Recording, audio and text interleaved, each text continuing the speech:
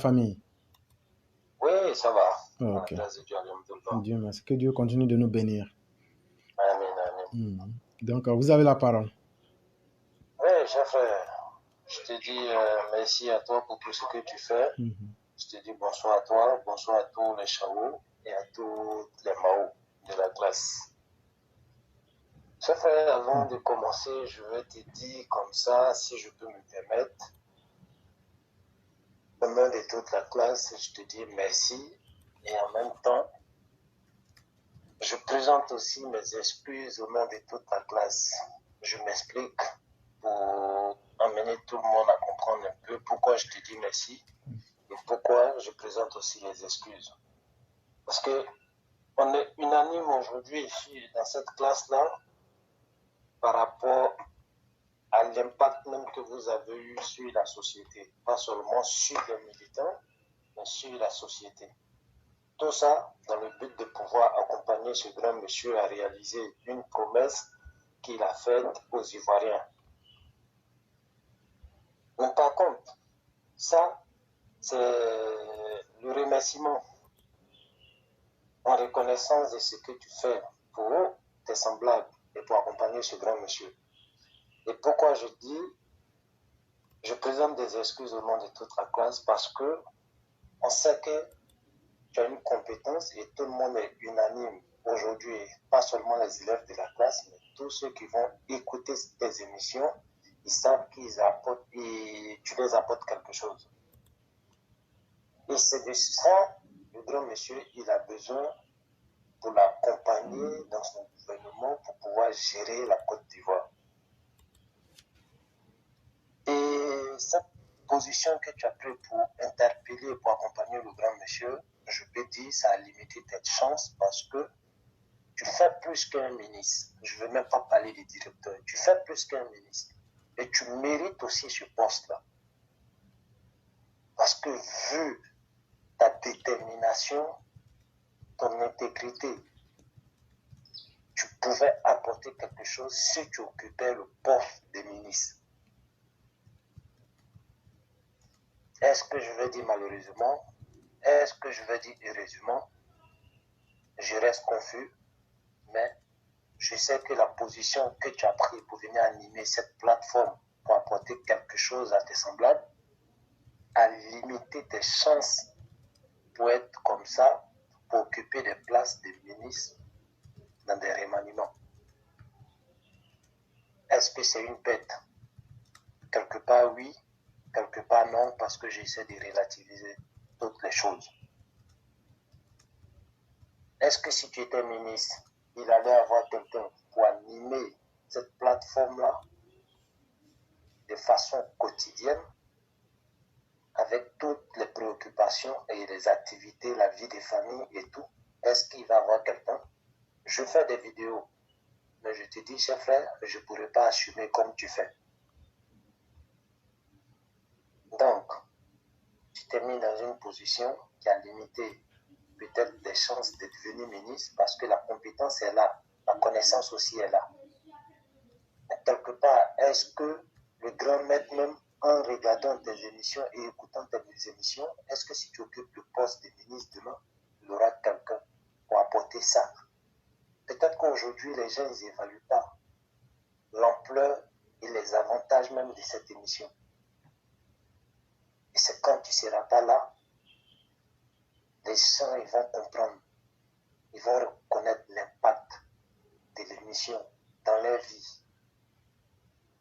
Et juste pour ça, je te présente mes excuses au nom de toute la classe.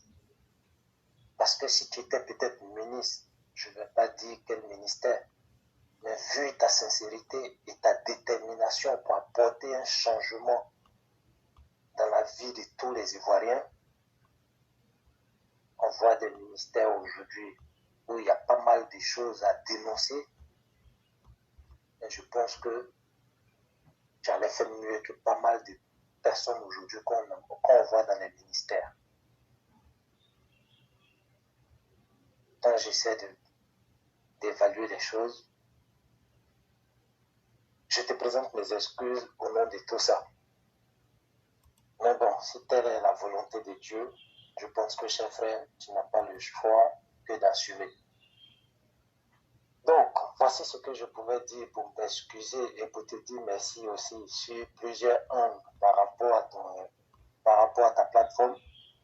Maintenant, le deuxième truc, c'est que je veux me pencher un peu sur ces cybermangeurs-là qui, comme ça, s'en foutent de leur dignité, encore si ils en ont.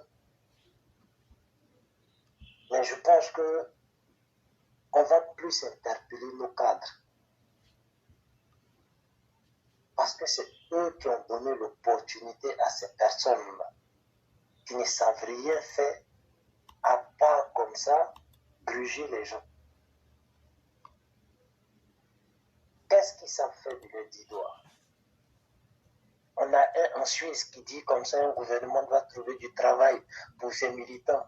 Lui, il a fait les partis, il est dans les partis politiques en Suisse. Mais pourquoi il n'interpelle pas aussi les autorités de la Suisse, comme il est dans d'autres partis politiques là-bas? Non, mais qu'ils nous disent le rôle, qu'il occupe. Parce que moi, ici aux États-Unis, j'ai mis la photo, tout le monde a vu, je suis inspecteur du Parti démocrate. Non, mais c'est vrai, je veux même l'accorder ça. Qu'il occupe des places du cadre dans ses partis en Suisse, il n'y a pas de problème. Il ment, c'est pas vrai, frère. C'est pas vrai. Combien de fois il fait des vidéos pour interpeller comme il le fait envers les autorités ivoiriennes? Pourquoi il n'interpelle pas aussi ces mêmes autorités en Suisse, puisqu'il fait partie des partis là-bas? Donc tu vois qu'il y a 2 poids, 2 mesures. Est-ce qu'il faisait la même chose quand il était au FPI? Quand il est retourné au FPI, est-ce qu'il demandait à Gbagbo de donner du travail aux gens? Voilà. Peut-être il va dire que ça c'est le passé, mais moi je le prends sur le présent. Comme il nous parle de oui, il est dans des partis en Suisse là-bas et il sait comment les gens y travaillent. Donc jusqu'à présent, on ne voit pas combien de fois il a interpellé ces personnes-là. Et pourquoi il refuse de travailler même en Suisse? Occupe tes 10 doigts avant que tu sois nommé comme ça à un poste. Occupe tes 10 doigts. Cher frère, malgré les opportunités que tu as, mais ça ne t'empêche pas de travailler et après venir te mettre au service de tes semblables. Donc, pourquoi lui, il ne peut pas travailler avant d'avoir peut-être une chance de nomination? Non. L'autre aussi, qui est à Paris ici, on ne sait pas les représentants de quoi ou bien les partenaires de quoi, mais c'est des gens qui sont habitués à se donner un train de vie, de rêve, d'Alice au pays des merveilles et qui sont prêts à tout pour pouvoir les réaliser, quitte à perdre leur dignité. Elle, celle qui se promène d'ambassade en ambassade, quel travail elle fait ici avec ses 10 doigts? Comment elle fait pour payer son loyer? Comment elle fait pour subvenir à ses besoins alors qu'elle ne travaille pas? La question reste posée. C'est des gens qui ne sont pas habitués à ça. Et voilà pourquoi aussi j'interpelle les cadres. À un moment donné, il va falloir mettre un peu de distance avec ce genre de personnes. Et quand on les dénonce, c'est des gens qui aiment aller sur le terrain d'émotion pour qu'on puisse être réservé. Mais ça, c'est fini. La reconstruction de la Côte d'Ivoire avec ce grand monsieur-là, il faut qu'on se dise des vérités. Pour que tout le monde soit sincère. Et c'est ce qui va envoyer une conviction vraie et une conviction sincère chez tous les militants. Parce que ceux-là, il suffit de les indexer et montrer leur vrai visage. Ah, ils sont xénophobes. Ah, mes parents, venez. Parce que ceux-là, ils n'aiment pas les Djoula. Et ils n'aiment pas les gens de l'Ouest. Ils n'aiment pas les gens du Sud. Mais c'est sur ça ils vont partir. Pour que d'autres encore viennent dire, ah les gars, laissez tomber, vous voyez, ça va peut-être choquer d'autres personnes. Mais non, on a toujours dit, on n'a jamais indexé le peuple de l'Ouest. Au contraire, on fait comprendre au peuple de l'Ouest qu'ils ont des enfants qui sont prêts à les vendre pour eux, les petites personnes. Parce que jusqu'à preuve du contraire, on n'a jamais vu le pays faire des revendications pour la jeunesse de l'Ouest. Mais espérant avoir quelque chose pour sa petite personne, il faisait des vidéos. Malheureusement, il n'a pas qu'un des causes. C'est en ce moment, il se rappelle qu'il peut représenter un peuple qui est le peuple de l'Ouest. Voilà comment ils utilisent même leurs propres parents. Et ça, on a compris.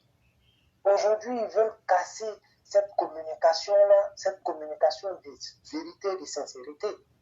C'est ça la politique. Oui, ils sont xénophobes, oui, ils sont nazis, oui, ils sont racistes. Ils peuvent tout dire. Mais votre manière de communiquer, il y a des gens qui vont plus loin que le bout de leur nez. Ça ne peut plus intimider quelqu'un. Ça ne peut plus freiner quelqu'un dans sa vérité. Et cette vérité-là, vous prenez, vous ne prenez pas, on va dire, mais ce qui est sûr, vous entendez cette vérité-là.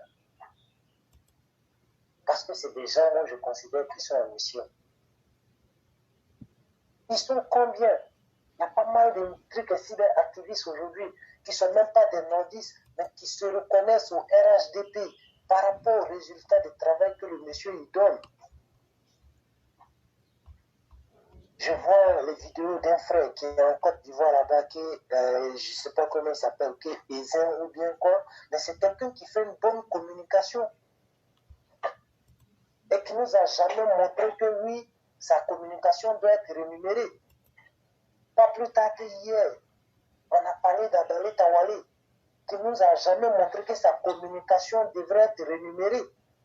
On a parlé de Charlie Parker. Mais pourquoi c'est ces 4 personnes-là, chaque fois qu'ils reviennent sur table? Et c'est ça, les parents doivent comprendre. Il ne suffit pas que quelqu'un dise oui, je communique au nom de tel président, et on se laisse emporter comme ça.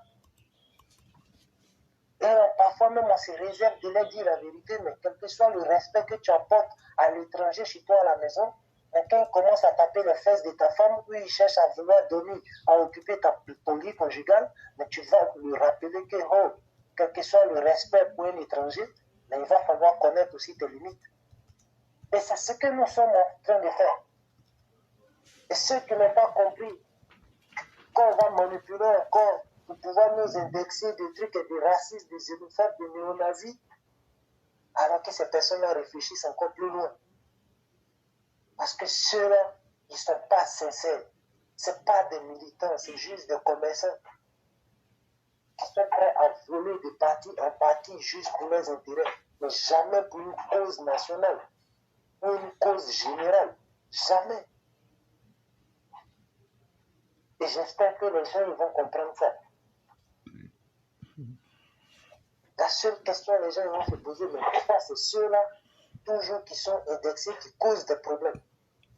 Alors que pas mal de frères ivoiriens venant de d'autres ethnies ne sont pas indexés comme eux, ne sont pas dénoncés comme eux.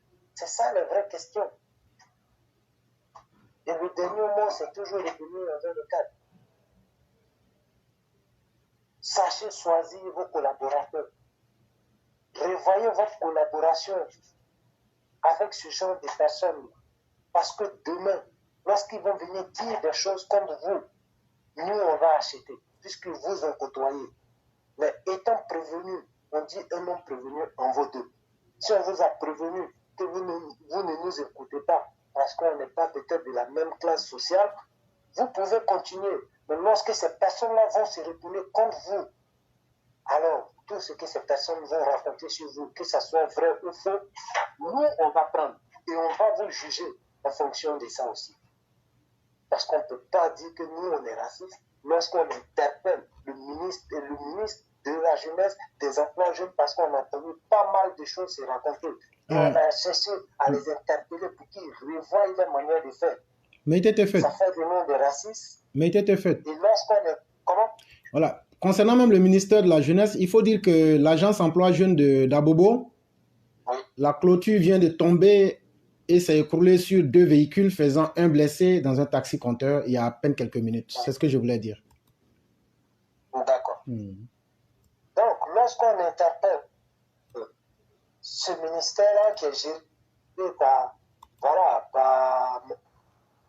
Mamadou Touré, en ce moment, on n'est pas raciste.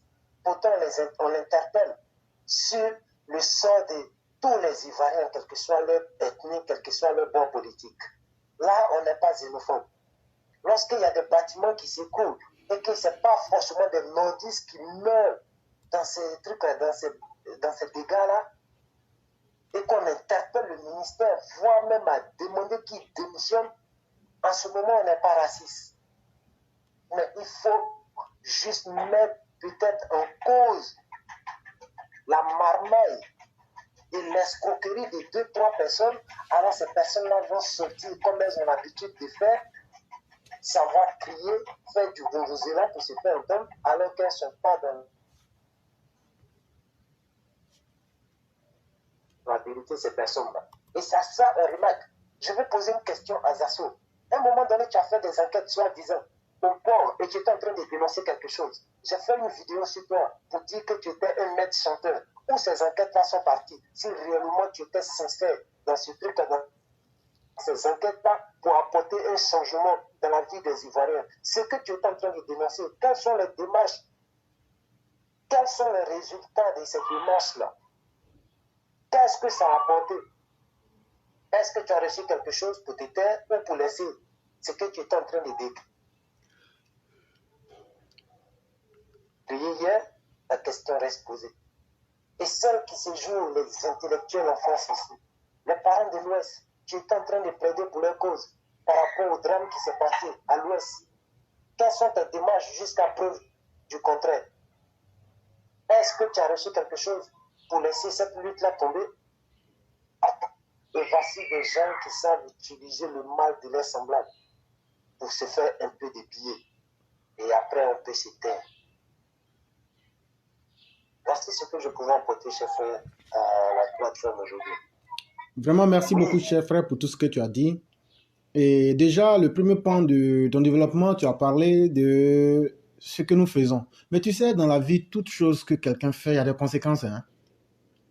Et moi, j'assume tout ce qui va découler de cela. Mais c'est le fond du message qui compte. Voyez-vous, comme vous l'avez dit, quel est le plus beau métier du monde? Le plus beau métier du monde, c'est quand toi-même tu fais quelque chose et puis ta conscience est satisfaite. Il faut aller demander à un planteur. Quand tu plantes un arbre ou bien un végétal et puis tu vois pousser et puis tu sens que tu as contribué à quelque chose. Sinon, ce n'est pas toi qui peux faire la nature. Hein, mais le fait d'avoir mis un grain de maïs là, tu penses que c'est toi-même qui est en train d'aider la nature alors que même sans toi, ça se fera. Chers frères, on doit être heureux. Quand je dis on, je veux dire les vrais élèves de la classe. On doit être heureux d'avoir été une génération de personnes qui a montré qu'on peut, si on peut réussir et on peut faire les choses différemment. Et ça, beaucoup de personnes auraient aimé être à notre place. Peut-être qu'aujourd'hui, nous-mêmes, nous le sous-estimons. Cher frère, je peux te dire, si je ne mérite pas d'être ministre, comme disait quelqu'un, que Dieu ne me donne pas la position. Ça, je te le dis en face. Et si je mérite d'aider mon peuple, mieux qu'en étant ministre, que Dieu me donne cette position-là. Parce que le prophète de l'islam n'a pas eu un salaire. Jésus n'a pas eu un salaire. Alors que Jésus s'est opposé aux pharisiens, quand ils sont venus, ils ont dit, toi Jésus, écoute, ta maman était dans le temple ici. On se connaît. C'est un business. Nous, on gagne pour nous dedans. Laisse.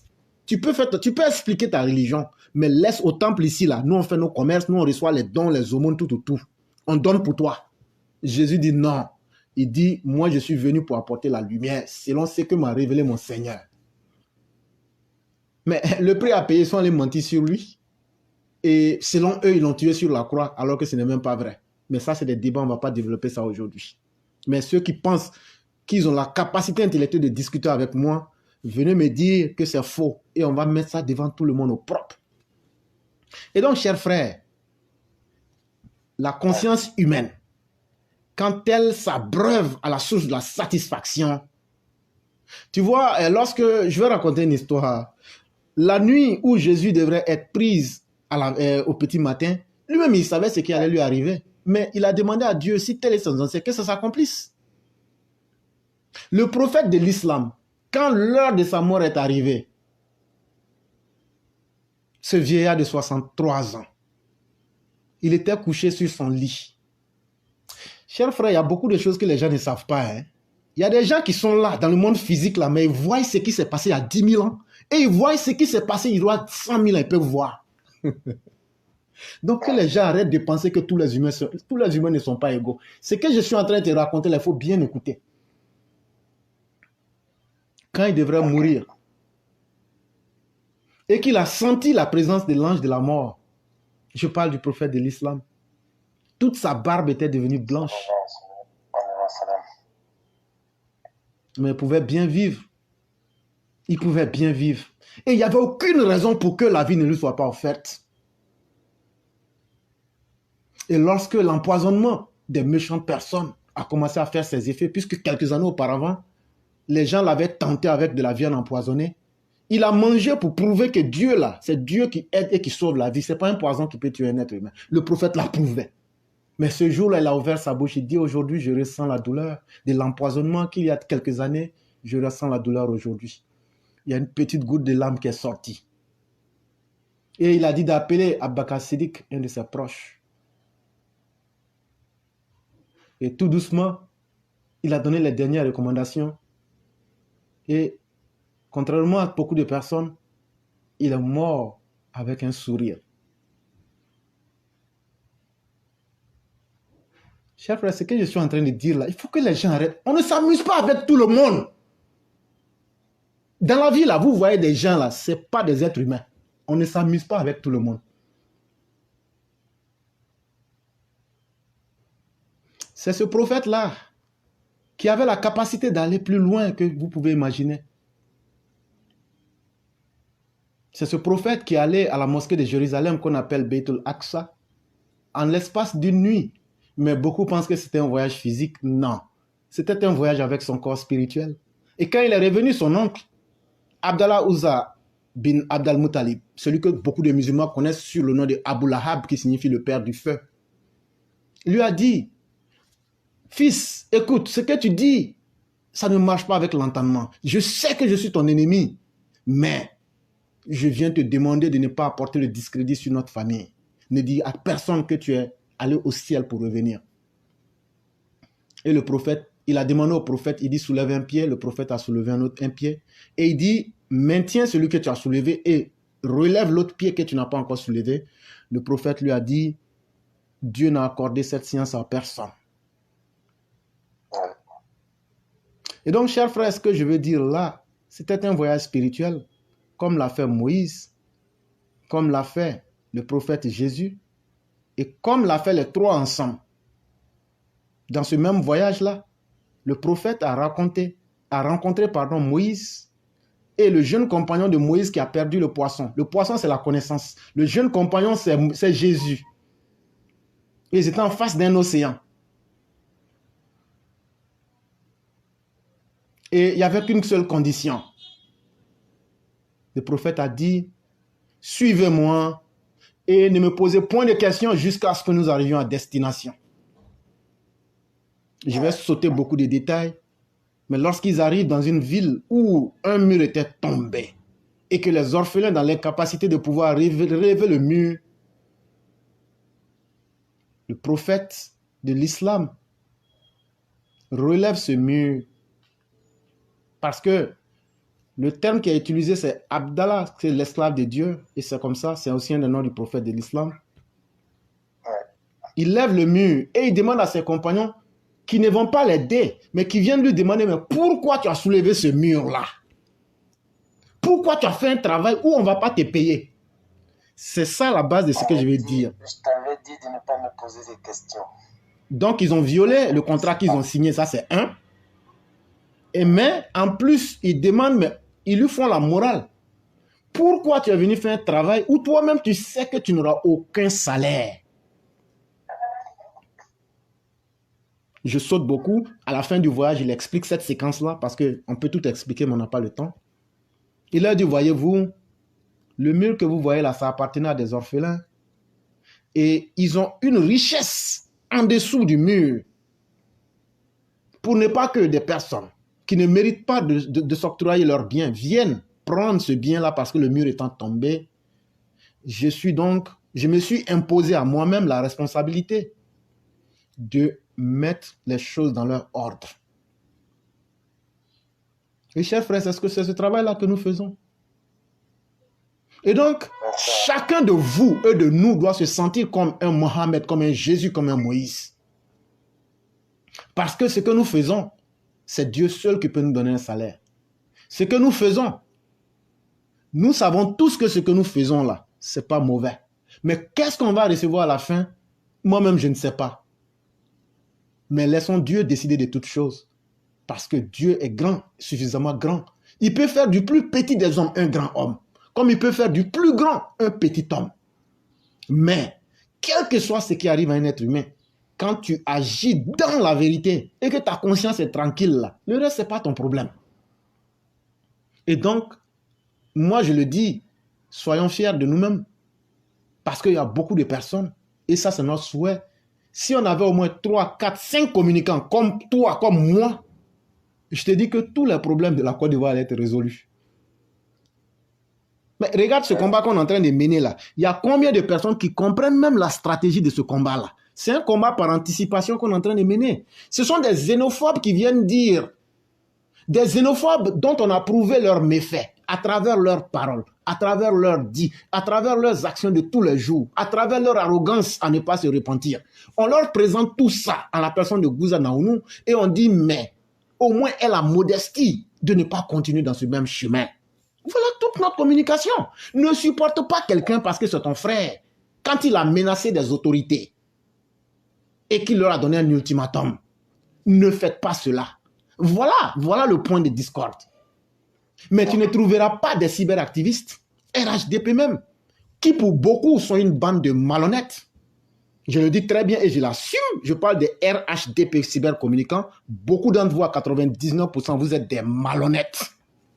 Pur et patenté. Et s'il y a un garçon parmi vous, il n'a qu'à faire seulement une insinuation. Je vais l'ajouter sur Gouza et puis faire son travail propre, comme ce que je vais faire demain encore. Gouza, ce que je t'ai dit là, que j'allais te dégommer, c'est à travers les moyens de la communication et je vais te dévoiler. Parce que va sur la toile, prends mes communications, décode-les et montre-moi ce que je suis. Voilà la réalité.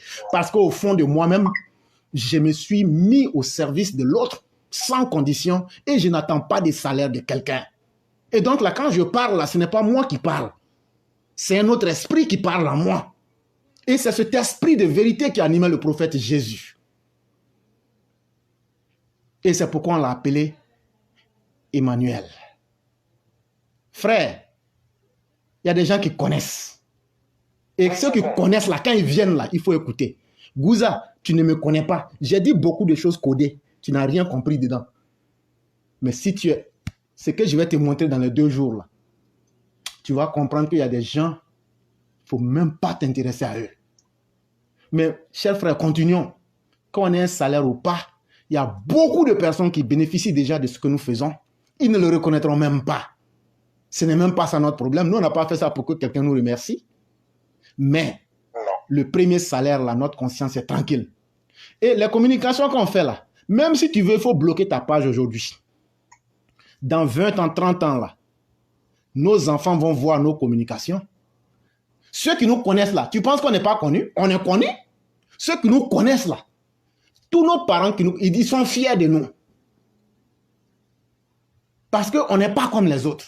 Et ce qu'on fait là, tu peux ne pas aimer, comme ce que le monsieur a dit en début, il dit, je n'aimais pas ta communication, mais c'est après que j'ai compris. Parce que Dieu n'a pas mis les humains au même niveau de compréhension. Il y a des élèves en classe là, une fois qu'on explique, ils ont compris. Il y a d'autres là, il faut mettre des maisons. Il y a d'autres même là, tu fais tout ça là, il n'a pas compris. On fait comment?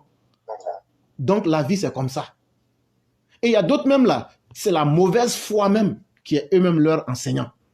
Ceux-là, tu ne peux rien faire pour eux. Donc, continuons à faire ce qu'on a à faire. L'essentiel, même si le combat devrait s'arrêter aujourd'hui, même les autorités de Côte d'Ivoire savent qu'il y a des garçons qui ont passé ici. Et chacun d'eux est tenu de nous respecter. Parce que ce travail qu'on a fait là, c'est d'abord en premier pour que eux, ça leur bénéficie. Parce que c'est le pouvoir du docteur Ouattara qu'on est en train de sécuriser. C'est la communication du RHDP qu'on est en train de faire. Et nous, notre ligne de communication qu'on fait, tu peux ne pas aimer. Mais le jour qu'on parlera de quelque chose qui t'arrange, tu seras obligé de nous aimer. Mon cher frère, si tu peux me permettre. Oui, vous avez la parole. La classe EPV aujourd'hui, c'est ce gouvernement parallèle-là qui n'a pas besoin de remaniement. Mais tout esprit, on cherche même les ministres, tout combattant digne nous rejoignent comme ça.